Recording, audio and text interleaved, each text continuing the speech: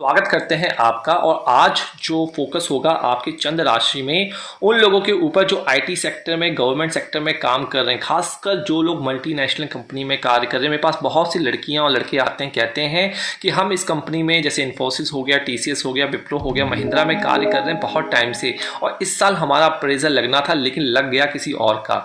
ऐसा क्यों? हमारी मेहनत को क्यों इग्नोर किया गया? अब मुझे क्या करना चाहिए? तो देखिए, जो प्रिडिक्शन की जाती है चंद्र राशि से, किसी की अप्रेजल दी जाती है, वो कहीं ना कहीं 10वें घर पे देखा जाता है किसका शुभ भाव पे प्रभाव पड़ने वाला है, लेकिन कई बार वो नहीं मिलता। तो देखिए, अगर आपके कुछ प्लैनेट आपके चार्ट में जिस वक्त आपकी प्रमोशन होनी है अगर जा रहे हैं और उसी वक्त किसी और घर में कोई प्लैनेट आके बैठ जाए, नोट कर लीजिए, मैं पिछली वीडियो में इसकी तालिका वेद स्थान का बता चुका हूं, तो आपकी प्रमोशन होते होते रह जाती है।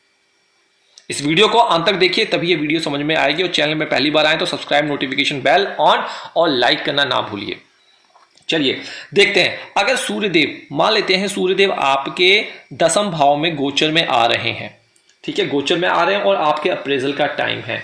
जब गोचर में सूर्य महाराज आएंगे और उसी वक्त चौथे घर में अगर यहां पे मंगल आ जाए गोचर में, यहाँ पे बुध आ जाए गोचर में, यहाँ पे गुरु आ जाए गोचर में, मैं एग्जांपल दे रहा हूं, मुझे क्रिटिसाइज मत कीजिएगा यहाँ पे, क्योंकि मंगल, मुझे पता है मंगल और बुध सूर्य के आसपास ही चलते हैं, एग्जांपल दे रहा हूं ये, वैसे तो ये नहीं आएगा। यहाँ पे मान लीजिए गुरु आ जाता है चौथे स्थान पर, ठीक है जी, या फिर मंगल बुध आसपास नहीं आते, इनकी दृष्टियां भी पड़ जाती है, क्योंकि मंगल की चौथी दृष्टि भी होती है, बुध की 7वीं दृष्टि भी होती है, इसको भी नोट कीजिए क्रिटिसाइज करने से पहले, ठीक है जी। गुरु आ जाए, राहु आ जाए और केतु आ जाए यहाँ पे, तो प्रमोशन होते होते रुक जाती है, ये वेद स्थान होता है। लेकिन अगर शनि आता है तब ये वेद नहीं होता है, तब प्रमोशन हो जाती है, क्योंकि ये पिता और पुत्र आपस में, इन दोनों का आपस में वेद नहीं होता है। इसको नोट कीजिए, आशा करता हूं नोट कर लिया होगा। चलिए हटाते हैं, अब चंद्रमा की बात करते हैं। मान लीजिए यहां पे ये केस नहीं था, यहां पे चंद्रमा आ जाता है। अगर यहां पे चंद्रमा बैठा हुआ है गोचर में, चंद्रमा चंद्र से अपने ही चंद्र लगने से चौथे घर पे आया, यहां पे 10वें घर पे आ गया, ठीक है जी, 10वें घर पे आ गया, उस वक्त अगेन चौथे घर पे यही प्रिंसिपल अप्लाई होगा चंद्रमा से। अगर राहु, केतु, गुरु, शनि यहां पे बैठ जाए तो समस्या है, लेकिन बुध यहां पे आ जाए या बुध की 7वीं यहां पे बैठ के बुध की 7वीं दृष्टि भी यहां पे पड़ जाए तो यह वेद नहीं होता है।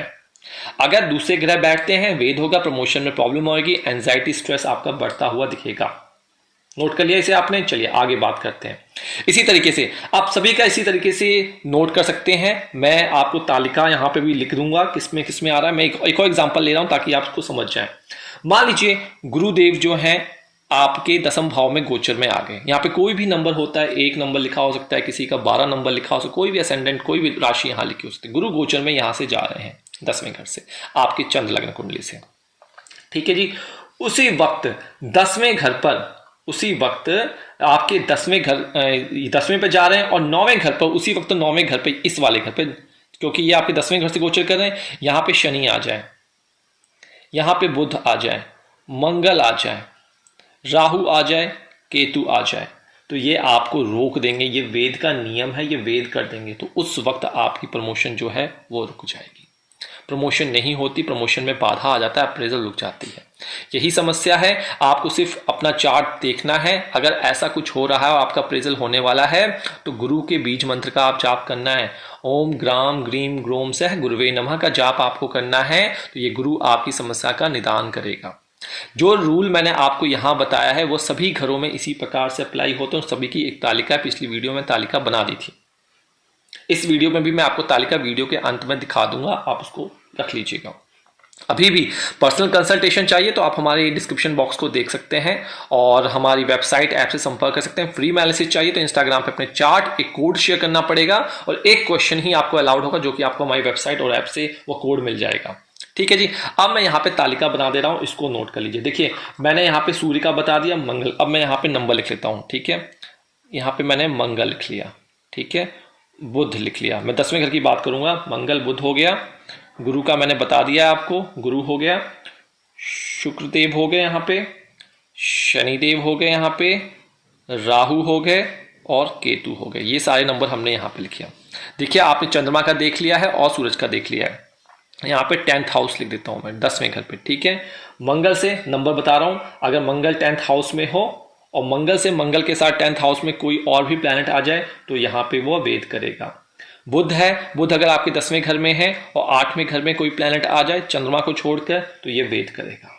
ठीक है, गुरु का मैंने आपको बता ही दिया है, नवम भाव में कोई आ जाए जब ये 10वें में हो। ठीक है जी, शुक्रदेव आपके जब 10वें घर पे हो और चौथे घर में कोई और प्लैनेट आके बैठ जाए तो ये वेद करेगा। ठीक है जी, शनिदेव जब आपकी कुंडली में 10वें घर में आ जाए, कहते हैं कि शनि कर्म फलदाता और 10वें घर के कारक होते हैं, अच्छा फल देगा, लेकिन उसी वक्त 10वें घर पे कोई और प्लैनेट आके बैठ जाए तो ये प्रॉब्लम आपको करेगा। ठीक है, वेद करेगा, रुकावट कर डालेगा। ठीक है जी, राहु और केतु जब 10वें घर में, बिल्कुल शनि उसी तरह बिहेव करेंगे, राहु केतु जिस तरह से शनि होगा तो 10वें घर पे कोई और प्लैनेट उस वक्त बैठ जाए तो ये आपको बाधा देगा। तो ये आपका है चंद्र चार्ट में, नोट कर लीजिए। अगर ये घर गोचर में आपके चंद्र लगन से आ रहे हैं, क्योंकि अप्रेजल क्या है, आपके मन की बौद्धिक क्षमता है, जैसा अप्रेजल होगा बॉडी लैंग्वेज आपका लग्न वैसा ही बिहेव करेगा। तो यहां पे आप यही समझिए कि लग्न में अगर आपके ये प्लैनेट आपके 10वें घर में ये प्लैनेट आके बैठ रहे हैं और उसी वक्त 10वें घर में 10वें से इन भावों में कोई प्लैनेट बैठे हुए हैं तो भाई ये आपका वेद कर डालेगा। वहां पे आपको फल जो है वो रुक के मिलेंगे, चाहे वो शादी के बात हो या फिर आपका 10वें घर से बात हो। अब मैं आपको चार्ट भी एक पल में दिखा देता हूं ताकि आपको समझने में देर ना लगे। चार्ट का स्क्रीनशॉट आप खींच लीजिएगा, नहीं तो हम वेबसाइट पे उपलब्ध करवा देंगे। तो ये चार्ट मैंने आपके समक्ष लगा दिया है और देखिए इस चार्ट में क्या है, 10वें घर पे आ जाइए। देखिए यही चीज लिखा है 4 4 8 10 9 4 10 10 10 और यहाँ पे ये प्लैनेट लिखे हुए हैं और ये भाव लिखे हुए हैं यहाँ पे। अगर आपको ये और वीडियो समझनी है विस्तार से, मैं डेफिनेटली बनाऊंगा, क्योंकि ऐसी वीडियो आपको कहीं और देखने को नहीं मिलती, कोई और एस्ट्रोलॉजर सी वीडियो नहीं बनाते। अब वीडियो बन गई है तो बहुत एस्ट्रोलॉजर सोचेंगे इसके बारे में भी बनाना, क्योंकि अधिकांश एस्ट्रोलॉजर जो है वो राशि के ऊपर वीडियो बना देते हैं, परिवर्तन के ऊपर बना देते हैं, लेकिन बेसिक चीजें तो आपको बताते ही नहीं है, जिसकी वजह से आप अपने कितने पैसे खर्च कर देते हैं। तो सीखने की कोशिश कीजिए, अप्लाई करने की सोचिए, हर चीज खरीदने की जरूरत नहीं है। अगर आपको खुद आ जाएगा तो astrology is real beyond the science. हर कोई इसे समझ नहीं पाता जो इसको फेक समझता है। तो आशा करता हूं ये वीडियो आपको समझ में आई होगी। इजाजत दीजिए, नमस्कार, राधे राधे।